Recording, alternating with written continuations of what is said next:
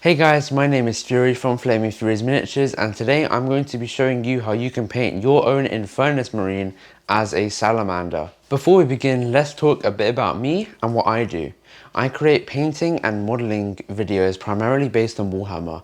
However, I do modeling and painting videos on other game bases such as Star Wars Legion and Dungeons and Dragons. I also repair, repaint and sell old Warhammer miniatures which may be damaged, have missing parts or may not have been painted well.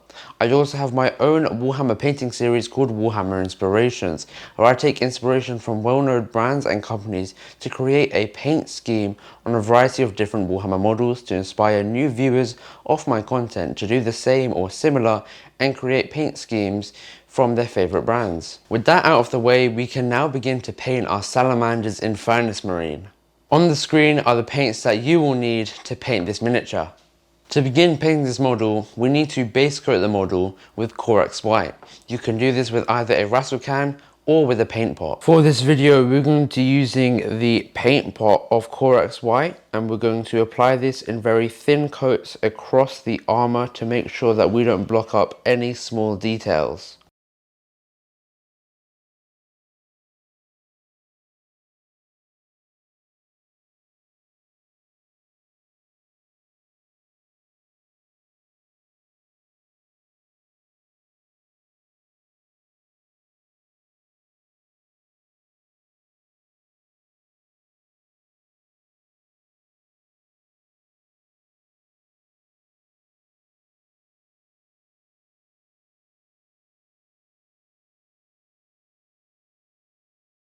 With a solid green power armor completed, we're now going to mix 2 parts of contrast medium with 1 part of silicon grey. This is going to allow us to have some sort of grime over the green power armor and just make it a bit more dirty and war-torn. We're going to apply this paint across the entire armor.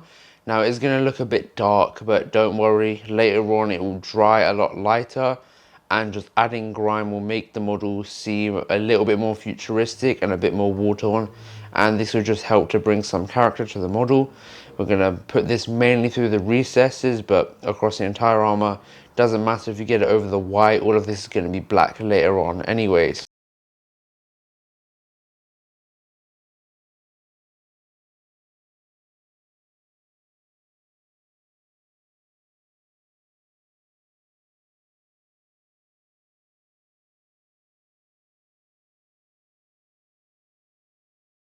After applying in our new coat, our model looks a lot more grimy and weathered and adds a lot more detail into the recesses.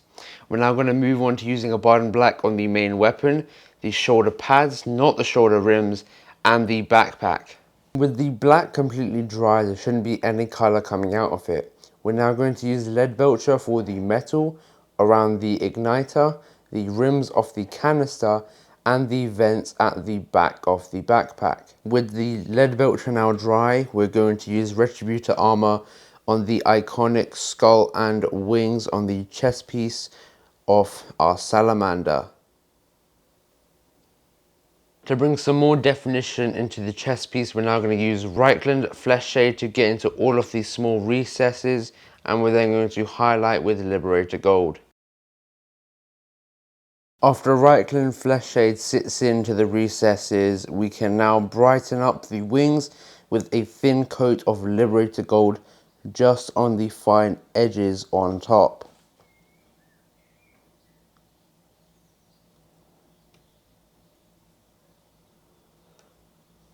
We're now going to move back onto the main weapon and paint this flame cover with Balthasar Gold.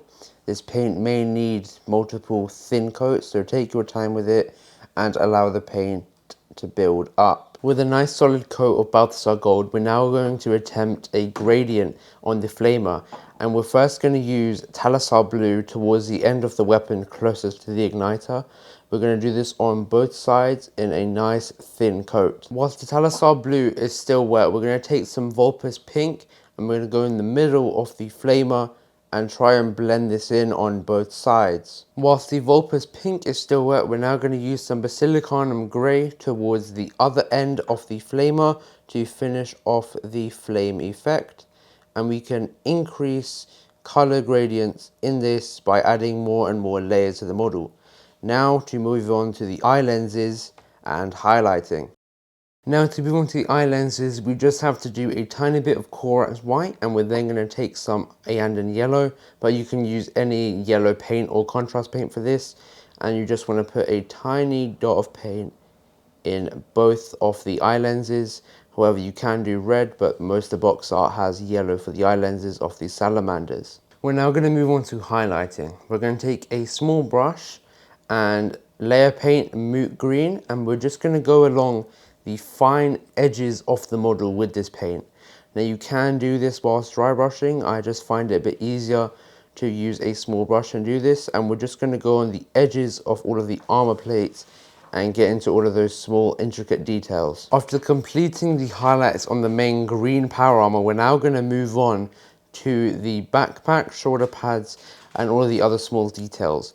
We're going to highlight these with a Mechanicus Standard Grey or Administratum Grey, and we're just going to do the same thing and just go along the fine edges along all of the panels, and then we can finish off highlighting this model. With all of our highlights completed, we can now move on to the base. So we're first going to take Mechanicus Standard Grey and apply this all over the base.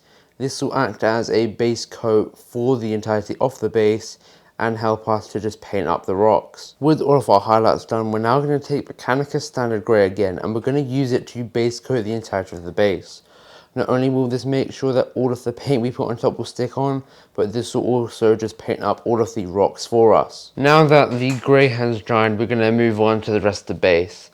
Since that the base is molded and it's not a normal base, we're just going to have to paint on the other colors. So we're going to use Baneblade Brown over all of the dirt areas around the bottom of the base to mimic Armageddon dust. This way we'll have a fully painted base with very minimal effort and literally only 2 paints. To finish off the model, we're now going to use some Abaddon Black around the rim of the base to tie the model together. To finish off the model, we're going to paint the rim with Abaddon Black just to tie all of the colours of the model together. To finally finish off the model, we're going to paint the rim with Abaddon Black with about 2 coats just to tie all of the colours in together and finally finish off this project. Thank you all very much for watching. If you liked this video or this video helped you, make sure to like and subscribe and press the notification bell. Doing this just allows the channel to grow a bit more, small click for you, and it means a lot to us so that we can reach more and more people like you.